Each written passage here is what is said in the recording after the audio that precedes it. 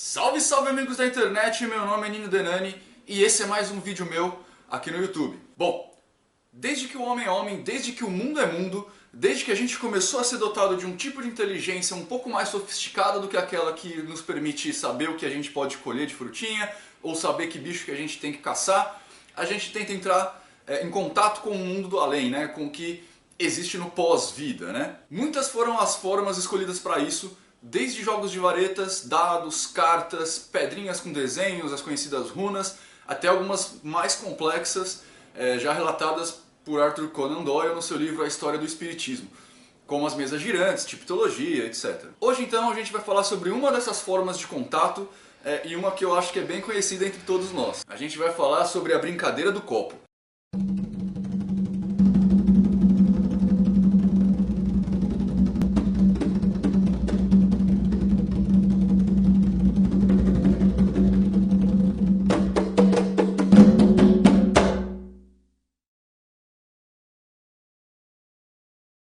Bom, para quem nasceu em Marte e nunca ouviu falar dessa brincadeira, ela é uma forma de estabelecer contato, ou um pseudo-contato, com o mundo espiritual, utilizando para isso uma espécie de intermediário físico, no caso, um copo. Julgando que isso seja realmente verdade, os espíritas dariam um nome a isso de mediunidade de efeitos físicos. É aquela capaz de produzir algum efeito material mais ostensivo, sabe, a fim de chamar a atenção daquelas pessoas que são incrédulas com relação à mediunidade para a existência dos espíritos e a existência do mundo espiritual. Mais precisamente, de mediunidade sematológica, que é exatamente aquela que movimenta objetos físicos sem o contato de ninguém. Ela é um tipo de fenômeno que precisa de algo no meio do caminho que se move a fim de dar uma mensagem, e esse algo pode ser qualquer coisa. É muito comum, pelo menos no que eu tenho ouvido, a brincadeira ser feita com copo, mas também já ouvi por aí algumas variações que usavam canetas, lápis, compasso, enfim, qualquer coisa que pudesse se mover. Eu acredito que a mais famosa versão dessa brincadeira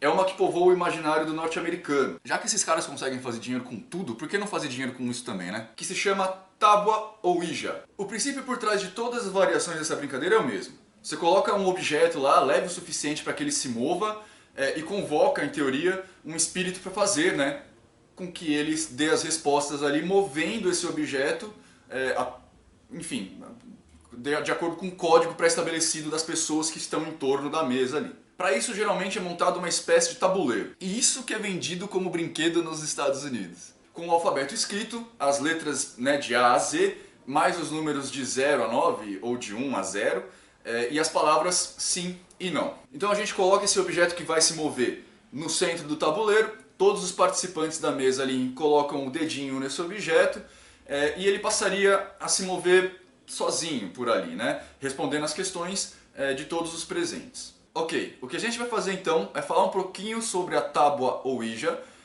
e depois a gente volta para essa questão um pouco mais tupiniquim, beleza? A tábua em si, ela começou a surgir, segundo se conta, né, segundo o que a gente conseguiu encontrar e averiguar por aí, depois do fenômeno de Hydrosville, que eu já comentei nesse vídeo aqui, que está linkado aqui do ladinho, e também vou deixar o link dele na descrição lá embaixo se vocês quiserem se interessarem em assistir. Depois daquele burburinho todo da família Fox, a galera que participava das sessões começaram a perceber que o uso das mesas, ou mesmo da tipologia, que eram as batidas na parede, não era algo muito preciso.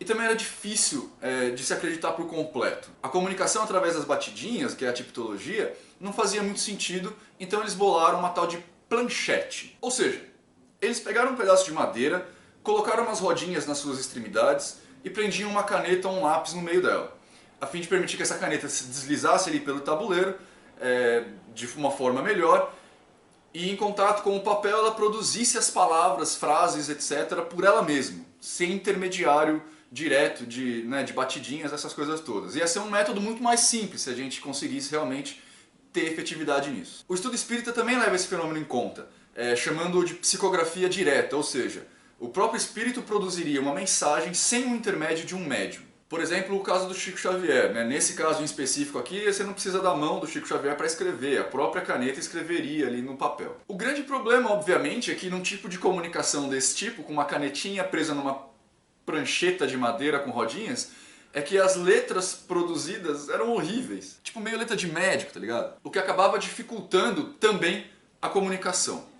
Então alguém teve a brilhante ideia de facilitar as coisas e criar uma espécie de tabuleiro, que eles chamaram de tábuas falantes, que já era o princípio do que a gente vai chamar lá na frente de tábua Ouija. Ou seja, era um tabuleiro que eles colocavam as letras dispostas de forma visível, geralmente num arco, num semicírculo ou realmente num círculo em volta de toda a tabuleira, colocavam uma planchete em cima e deixavam que o lápis fosse guiado até onde ele quisesse. Então, em 1898, Charles Kennard e William Fuld patentearam a tábua Ouija. A gente está falando de americano, lembra? Essa tábua era vendida nas lojas, nos magazines, como brinquedo para as crianças norte-americanas. Acontece que algumas dessas caixas vinham a tábua Ouija e a planchete, e outras não vinham a planchete. E quando isso acontecia, ela era substituída por qualquer outra coisa similar.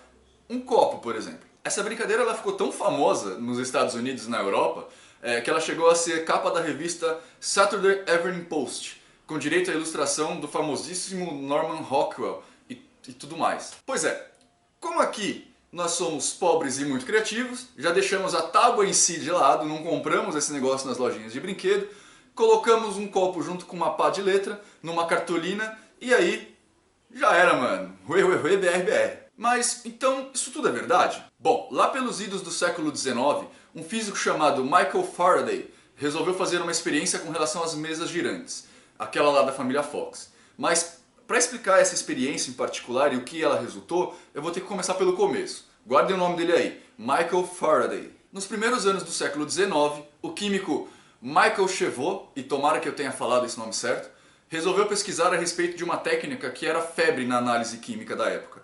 Uma técnica chamada de pêndulo exploratório. O pêndulo usava mais ou menos o mesmo conceito da tábua Ouija, mas sem o aspecto místico, espiritual todo. Ele funcionava colocando um pêndulo em cima de uma tábua com as letras do alfabeto que aos poucos iam formando o nome do elemento químico que eles estavam procurando. Em 1808, o químico chamado Gerboim, ou Gerboim, escreveu um livro inteiro sobre isso e arrastou uma galera de químicos junto com ele. Foi então que Chauveau resolveu colocar esse método à prova e constatou, em primeira instância, que o pêndulo realmente se movia quando ele era colocado sobre uma placa contendo mercúrio, e que quando o mercúrio era coberto por uma placa de vidro, ele diminuía o seu movimento até que parava. Depois que ele fez isso várias vezes, parece que ele se convenceu da funcionalidade do pêndulo e viveu feliz para sempre.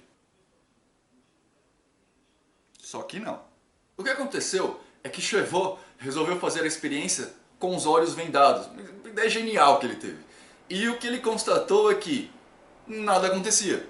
O pêndulo não se movia. Assim, o que ele concluiu é que o que movimentava o pêndulo não era o mercúrio, mas o próprio Chauveau.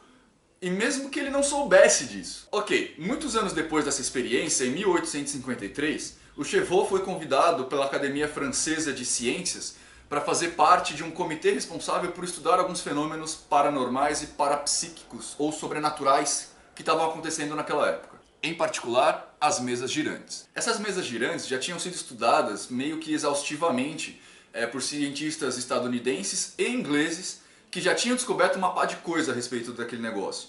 Por exemplo, eles descobriram que as mesas paravam de se mover quando a atenção dos participantes era desviada para outro assunto, ou quando os participantes não possuíam nenhuma expectativa de como essa mesa devia se mover. Ela também não se movimentava se a metade dos participantes queria que ela se movesse para a esquerda e a outra metade queria que ela se movesse para a direita. Ok, depois de muito observar, os pesquisadores concluíram que os participantes não faziam isso por mal porque eles queriam enganar alguém, dar uma impressão escusa, ganhar dinheiro, enfim. E então, um pesquisador chamado William Carpenter, que era psicólogo, desenvolveu a teoria do efeito ideomotor. Maravilha, agora vamos ressuscitar o Faraday que eu falei lá atrás. Pois bem, o Faraday colocou uma pá de folhas de papelão presas com elástico em cima das mesas e conseguiu demonstrar que o movimento das mesas partia, na verdade, dos participantes. É tipo assim, eles colocavam a mão em cima do papelão e um monte de camadas de papelão em cima da mesa. Se a mesa se movesse sozinha, as diversas camadas de papelão formariam tipo uma escadinha em determinada direção. Se os participantes estivessem mexendo aquilo lá, mesmo que inconsciente, o papelão formaria uma escadinha do lado oposto. Mais ou menos assim, ó. Você coloca uma pilha de papel em cima da sua mão, certo? O papel sofre pouco atrito entre si, coloca a mão em cima. Se a mão direita move, a escadinha vem para um lado. Agora, se é a mão esquerda que move, a escadinha vai para o outro. Enfim, esse movimento ideomotor é o mesmo que faz você dar chutinhos no ar quando você está assistindo aquele jogo de futebol do seu time preferido e o atacante perde aquela chance preciosa. Ou quando você procura instintivamente o pedal do freio do carro quando você está no banco do carona. Ou quando você mexe o controle do seu videogame esperando que o seu bonequinho responda a esse movimento. O grande problema é que esse efeito é tão convincente que a maioria das pessoas acredita piamente que o que está acontecendo é verdade. Por exemplo, a grande maioria das pessoas que participam do desafio de $1 milhão do James Randi são de radiestesistas. E essas pessoas, segundo o próprio Randi, acreditam honestamente em seus poderes e ficam genuinamente desconcertadas quando elas são desmascaradas. Ou seja, quando a gente coloca os dedinhos lá na planchete ou no copo do tabuleiro Ouija, há uma grande probabilidade do negócio estar se movendo por conta dos participantes. Mas quer dizer que tudo isso é mentira? Claro que não. Só quer dizer que grande parte do que a gente vê é. A ciência ainda não descartou completamente a existência de espíritos ou da vida pós-morte. E também, por enquanto, ainda não consegue desmentir certos fenômenos paranormais como a mediunidade, por exemplo. Mas algumas coisas podem acontecer nesse meio do caminho que atrapalham a situação. Você quer ver um teste? Lembra que eu não estou querendo incentivar ninguém aqui nesse canal a sair por aí fazendo essa brincadeira do copo, tá, gente? Eu realmente, particularmente, acho que ela é meio perigosa. Se você for participar um dia de um negócio desse, tenha cuidado de vendar todo mundo da mesa que está com seu dedinho ali no copo ou na planchete. Se for realmente um espírito que está se comunicando, ele não vai precisar dos olhos dos participantes. Mantenha uma pessoa que não está com o dedinho no copo de olhos abertos e anotando as respostas que vão acontecer ali. E aí deixa a coisa rolar, vamos ver o que acontece. Mas de novo, não quero incentivar ninguém a fazer isso, hein? Agora, o que pode explicar isso? Bom, primeiro a gente tem que dividir as coisas aqui, né? A gente não pode pegar toda uma história como se fosse uma coisa só, né? Ela é composta de vários pequenos fatos, então vamos separar as coisas. Em primeiro lugar, aparentemente, a história dos espíritos se comunicarem por copos ou tábuas ou ouijas é um ponto de falsificabilidade muito forte para que a gente possa dizer que essas brincadeiras realmente funcionam ou não. Mas, de forma alguma, isso quer dizer que espíritos não existem. Só quer dizer que, eles existindo, talvez não se prestem a usar copos para darem suas comunicações. Levando em conta que a gente tem a intuição, que é um mecanismo muito mais simples de contato, não há por que ter copo no meio do caminho, você concorda? Mas, Nino, e os vídeos que a gente vê por aí com possessão demoníaca através da brincadeira do copo, que o copo quebra e aí a pessoa incorpora espírito e fica lá babando, né? Então, uma coisa é uma coisa e outra coisa é outra coisa. A gente tem que observar esses fenômenos de formas diferentes. A brincadeira do copo é uma coisa que aparentemente não tem fundamentação, ou seja, aparentemente ela não acontece. A possessão, por outro lado, é outra coisa completamente diferente, que não usa o mesmo mecanismo e que pode ou não existir, mas isso é assunto para outro vídeo. Uma outra coisa que a gente tem que levar em conta para explicar esse fenômeno da possessão é a questão psicológica dos participantes. Muitos de nós somos altamente sugestionáveis e essa sugestão pode ser um instrumento fantástico nas mãos certas. Pois é.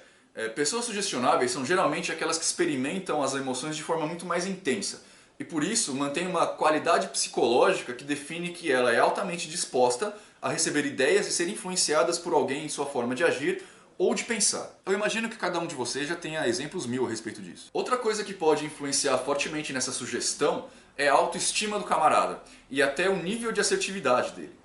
De qualquer forma, são muitos pormenores existentes aí no meio do caminho para que a gente possa afirmar com certeza que alguém está realmente possuído por um espírito ou só está externando alguma condição psicológica qualquer. Hoje em dia, com a facilidade de gravar vídeos e postar no YouTube e editar coisas, a gente pode encontrar uma pá de vídeos que são claramente fakes aí. E aí isso deixa cada vez mais complicada dizer que algo é realmente verdade ou não. É complicado, né? Mas alguém aí tem alguma história a respeito de brincadeiras do copo para compartilhar com a gente? Manda aí nos comentários. É isso aí, gente. É isso que eu tinha para falar para vocês sobre a brincadeira do copo ou a tábua ou Ouija. Espero que vocês tenham gostado. Gostando? Compartilha nas redes sociais, dá seu joinha pra gente, se inscreve no canal, espalhe a mensagem por aí e até a próxima.